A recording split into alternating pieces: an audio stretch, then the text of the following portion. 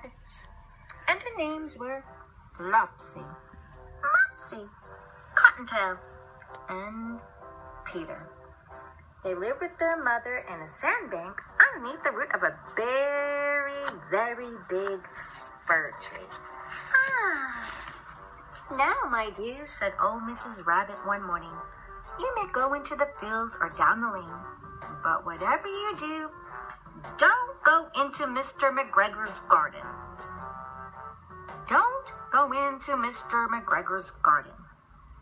Your father had an incident there. He was put in a pie by Mrs. McGregor. Oh, no! I don't want to be rabbit stew. I don't want to be cottontail pie. I don't want to be any kind of pie. Now run along and don't get into mischief. I am going out. I'm going to go out shopping, kids. So go play, but be very, very careful. Then old Mrs. Rabbit took a basket and her umbrella and went through the wood to the baker's. She bought a loaf of bread and 5 currant buns.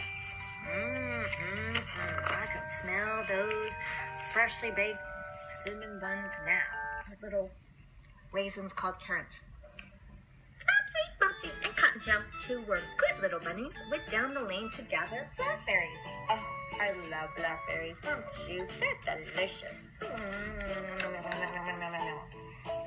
But Peter, who was very, very naughty, ran straight away to Mr. McGregor's garden and squeezed under the gate. Naughty, naughty, naughty rabbit. Do as your mother says, but don't do what she says don't do. First, Peter ate some lettuce, and then some French beans, and they ate some radishes.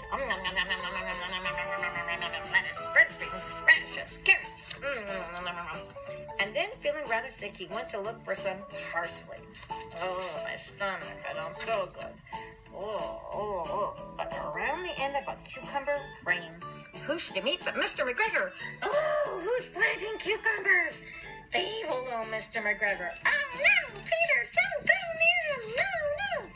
No. Mr. McGregor was on his hands and knees planting out young cabbages, but he jumped up and ran after Peter, waving a rake, calling out, Stop, thief! Stop, thief! I'll get you, little Peter Rabbit. Urgh. Peter was most dreadfully frightened. He rushed all over the garden, for he had forgotten his way back to the gate. He ran and ran and ran, and lost his shoes among the cabbages and the other shoe amongst the potatoes. Oh no, he lost his shoes.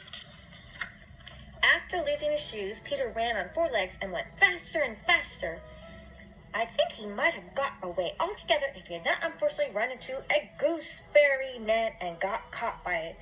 The large buttons on his jacket. It was a blue jacket with brass buttons, and really rather new. Oh no, he got caught in the gooseberry net? Yeah, the net was to make sure those little pesky rabbits and squirrels don't eat all those delicious, yummy gooseberries. Popular in London. Peter gave himself up for lost and shed big tears. Oh, me, I'm trapped in the net. But his sobs were overheard by some friendly sparrows who flew over to him in great excitement and implored him to exert himself. Come on, get out of there, Peter. You can do it. Come on, Peter. Just a button on your little jacket. You can do it. But Mr. McGregor came up with a seed, which he intended to pop on top of Peter. But Peter wriggled out just in time, leaving his blue jacket behind him. Yay! Peter got away. Oh, yes, with the help of those birds who encouraged him just when he was down on his luck. We all need to be encouraged. And Peter rushed into the tool shed and jumped into a can. It would have been a beautiful thing to hide in if it had not been so much water in it. Splash, splash, splash. He got all wet. Yes, he did. But Mr. McGregor was quite sure that Peter was somewhere in the tool shed, perhaps hidden underneath a flower pot. He began to turn them over carefully, looking under each little flower pot. Presently, Peter sneezed. Achoo! Mr. McGregor was after him in no time. I hear you, little rabbit, and I'm gonna get you, Peter Cottontail. Oh, no! And Peter tried to put his foot upon Peter, who jumped out of a window, upsetting 3 plants. Clunk, clunk, clunk, clunk, clunk. Uh-oh. Timber, timber, timber. Those plants rolled. The window was too small for Mr. McGregor, and he was tired of running after Peter, so he left Peter alone, and Mr. McGregor went back to his work. And then Peter took a quick breath to rest because he was out of breath, and he was trembling with fright, and he had not the least idea which way to go, and he was damp from sitting in that wet can. After a time, he began to wonder about going lippity, lippity, lippity, not very fast, and looking around. Which way should I go? I need to go home. Do I go this way or do I go that way? Soon he found a door in a while, but it was locked, and there was no room for a fat little rabbit to squeeze underneath. Then an old little mouse was running in and out over the stone doorstep, carrying peas and beans to her family in the woods. Peter asked her the way to the gate, but she had such a large Peter mouth that he couldn't even answer. Is that a Peter mouth? Yep. She could only shake her head at him, and Peter began to cry. Woe is me. Where do I go? Then he tried to find his way straight across the garden, but he became more and more puzzled. Presently he came to a pond where Mr. McGregor filled his water cans. A big, white, furry cat was staring at some goldfish, and she was very, very still. He was staring at goldfish, a cat's favorite meal. And she was about to tip her tail twitch as if it were alive. Peter thought it was best to go without speaking to her. He had heard about cats from his cousin, little Benjamin Bunny. Cats, they have sharp claws. So Peter went backwards towards the tool shed, but suddenly quite close to him, he heard the noise of a hoe. Scratch, scratch, scratch, scratch, scratch, scratch, scratch, scratch. Peter scuttered underneath the bushes, but presently, as nothing happened, he came out and climbed upon a wheelbarrow and peeped over. The first thing he saw was Mr. Old McGregor hoeing onions. His back was turned towards Peter, and behind him was the gate. If he could only get past that mean old Mr. McGregor and get out the white gate, he could go home to Mother.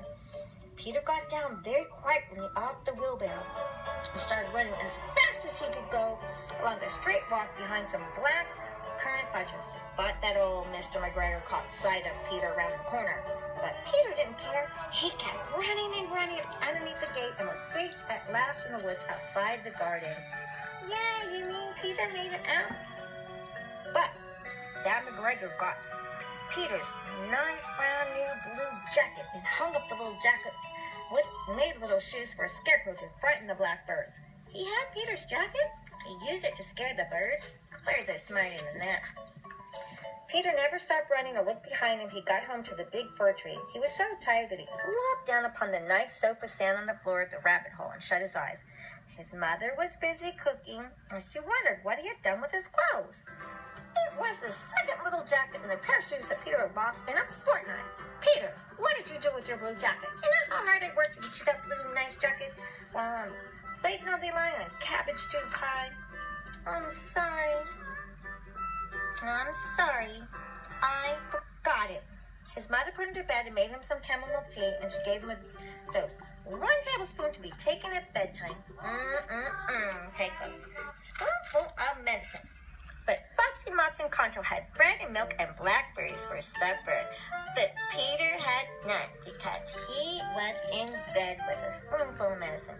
So sometimes it pays to be good at eating delicious bread, milk, and blackberries for supper. But, you know, Mrs. Mom